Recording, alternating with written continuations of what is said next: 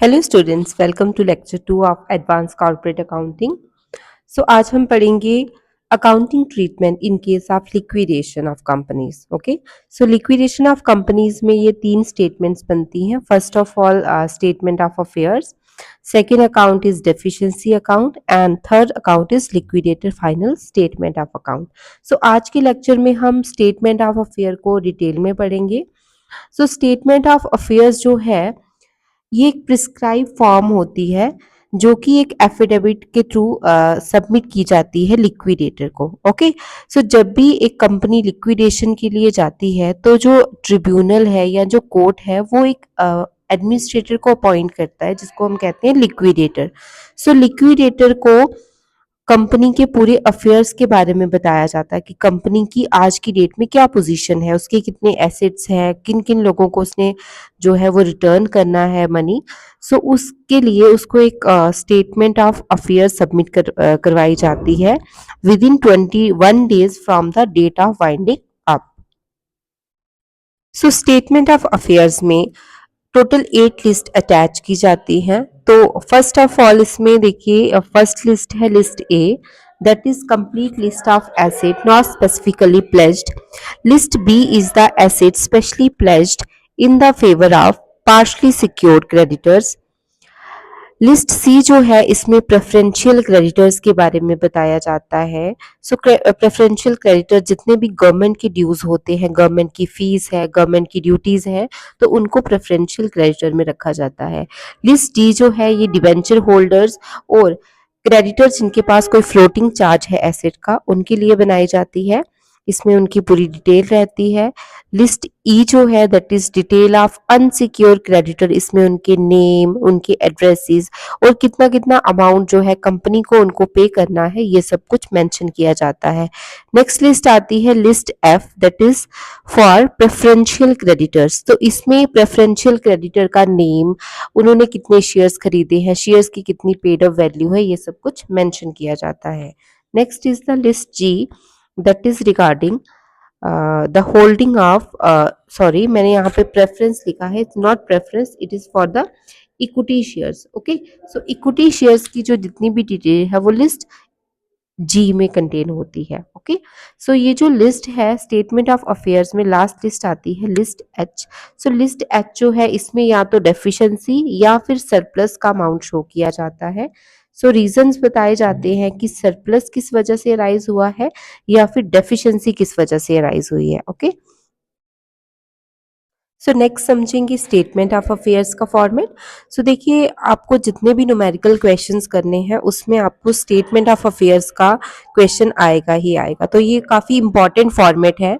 इसमें देखिए सबसे पहले ये एसेट्स की वैल्यूज हम लिखते हैं। एसेट्स आपको लिखने हैं यहाँ पे, और यहाँ पे लिखोगे estimated realisable value of the asset. Okay, asset की हमने दो लिस्ट पढ़ी है, एक list A that is not specially या फिर स्पेसिफिकली लिख सकते हो आप प्लेज्ड। इसमें देखिए अदर फिक्स्ड एसेट या करंट एसेट जितने भी फर्म के एसेट्स होंगे उनकी जो रियलाइजेबल वैल्यू होगी वो आपको यहाँ पे मेंशन करनी है। नेक्स्ट आता है asset specifically pledged, list B. अब ये जो एसेट्स होते हैं इनको प्लेज पे दिया जाता है टू द सिक्योर्ड क्रेडिटर। यहाँ पे हम एस्टिमेटेड रियलाइजेबल वैल्यू लिखते हैं एसेट की। जैसे मान लीजिए एसेट आपको दे रखा है यहाँ पे लैंड एंड बिल्डिंग, और जो सिक्योर्ड क्रेडिटर है वो हमारे पास मान लीजिए सिक्योर्ड लोन है यहाँ पे। ठीक है, तो यहाँ पे हम एसेट की रियलाइजेबल वैल्यू लिखेंगे, यहाँ पे वैल्यू ऑफ क्रेडिटर। तो इनमें से हम कंपेयर करेंगे। मान लीजिए एसेट की वैल्यू 10 है और जो रियलाइजेबल वैल्यू है सॉरी जो सिक्योर क्रेडिटर है उसकी वैल्यू है 8। तो यहाँ पे या तो डेफिशिएंसी राइज होगी या सरप्लस। अगर ये हम माइनस करें तो यहाँ पे 2 जो है वो डिफरेंस आ रहा है, एसेट की वैल्यू ज्यादा है और क्रेडिटर की वैल्यू कम है, तो यहाँ पे हमारे पास सरप्लस निकल के आ रहा है 2। ओके, सरप्लस जो भी आएगा उसको हमने यहाँ पे नेक्स्ट कॉलम में शिफ्ट करना है, तो इसलिए हम लिखते हैं surplus carry to the last column. और अगर डेफिशिएंसी आती है तो डेफिशिएंसी जो है लिस्ट ई जो हमारी बनेगी अनसिक्योर क्रेडिटर की, वहां पे हम इसको ऐड करेंगे। ओके, ये हमारे जो एसेट साइड है इसमें दो ही कैटेगरीज आती है, list A and list B. और यहाँ पे हम लिखते हैं कि एस्टिमेटेड टोटल एसेट की लिस्ट ई से कितना टोटल आया है, लिस्ट ए से सॉरी कितना टोटल आया और लिस्ट बी का कितना सरप्लस है, इन दोनों को जब ऐड करेंगे तो ये आ जाएगा हमारे पास estimated total asset available for preferential creditors, debenture holders and unsecure creditor. Okay, so इसके बाद लिखना होता है समरी ऑफ ग्रॉस एसेट। ये आपका जो भी टोटल आएगा इसको इनर कॉलम में लिखना है आपको यहाँ पे, asset specially pledged and other asset. Specially pledged वाले जो होंगे वो लिस्ट ए वाले एसेट सॉरी लिस्ट बी वाले एसेट आ जाएंगे और अदर एसेट जो है वो लिस्ट ए वाले एसेट आ जाएंगे। तो इन दोनों का हमने यहाँ पे टोटल करना है और यहाँ पे क्लोज कर देना है, ये इनर कॉलम में ही रहेगा। समरी ऑफ ग्रॉस एसेट के बाद आपको यहाँ पे लायबिलिटीज लिखनी है, तो लायबिलिटीज यहीं से कंटिन्यू हो जाएंगी। ये जो अमाउंट हमारा आया है यहाँ पे, तो इसी को हम यहाँ पे आगे लेकर जाएंगे। सो लायबिलिटीज में हमारी कुछ ग्रॉस लायबिलिटी होती है और बाकी जो है that is estimated realisable value of asset जो है उसमें से इनको माइनस करना होता है। तो यहाँ पे सबसे पहली लायबिलिटी है secure creditor as per list B. तो सिक्योर क्रेडिटर जो है हमने यहाँ पे लिखे हुए हैं secure creditor as per list B, तो ये ऑलरेडी डिडक्ट हो गए हैं, तो इनका अमाउंट सिर्फ ग्रॉस वाले कॉलम में आता है, यहाँ पे इसको नहीं माइनस किया जाता है। ओके, उसके बाद आता है preferential creditors as per list C.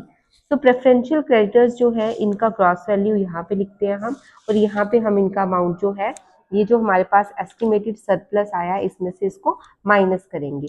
तो इसको माइनस करने के बाद हमारे पास आता है estimated balance of asset available for debenture holders and unsecure creditor. अब डिवेंचर होल्डर जो है वो लिस्ट डी है और अनसिक्योर क्रेडिटर जो है वो लिस्ट ई है। तो इसके बाद हम यहाँ पे डिवेंचर होल्डर का अमाउंट लिखेंगे और डिवेंचर होल्डर का जो है अमाउंट बाहर लिखेंगे। ठीक है, इन केस आपको कोई ऐसा एसेट दिया है जिसके ऊपर कोई फ्लोटिंग चार्ज है, लाइबिलिटी का फ्लोटिंग चार्ज है एसेट के ऊपर, तो वो लाइबिलिटी भी आपको इन्हीं के साथ लिखनी है। ओके, तो नेक्स्ट चीज था जब हम डिवेंचर को माइनस करेंगे तो हमारे पास आ जाएगा estimated surplus as regards debenture holders, तो यहाँ पे लिखेंगे इसको। उसके बाद जो अनसिक्योर क्रेडिटर्स होंगे उसको यहाँ से हम माइनस करेंगे। तो ये जो है आपकी ग्रॉस लाइबिलिटी, तो ग्रॉस लाइबिलिटी में लिस्ट बी, लिस्ट सी, लिस्ट डी और लिस्ट ई, इन चारों को हम यहाँ पे टोटल कर देंगे और इसके बाद हमारा जो है that is estimated surplus from as regards creditor की ई लिस्ट को माइनस करने के बाद जो अमाउंट अगर बच जाता है तो उसको लिखेंगे एस्टिमेटेड सरप्लस। तो सरप्लस हमारे पास आने के बाद यहाँ पे प्रेफरेंस शेयर कैपिटल जो है उसको माइनस किया जाता है एज पर लिस्ट एफ, और उसके बाद इक्विटी शेयर कैपिटल को माइनस किया जाता है एज पर लिस्ट जी। अगर हमारे पास ये अमाउंट कम है इक्विटी और प्रेफरेंस का और सरप्लस ज़्यादा है तो हमारे पास एस्टिमेटेड सरप्लस आएगा, और अगर ये अमाउंट ज़्यादा है और सरप्लस कम है तो यहाँ पे हमारे पास डेफिशिएंसी आएगा। इसको हम लिखेंगे deficiency or surplus as regards members और contributories as per list H.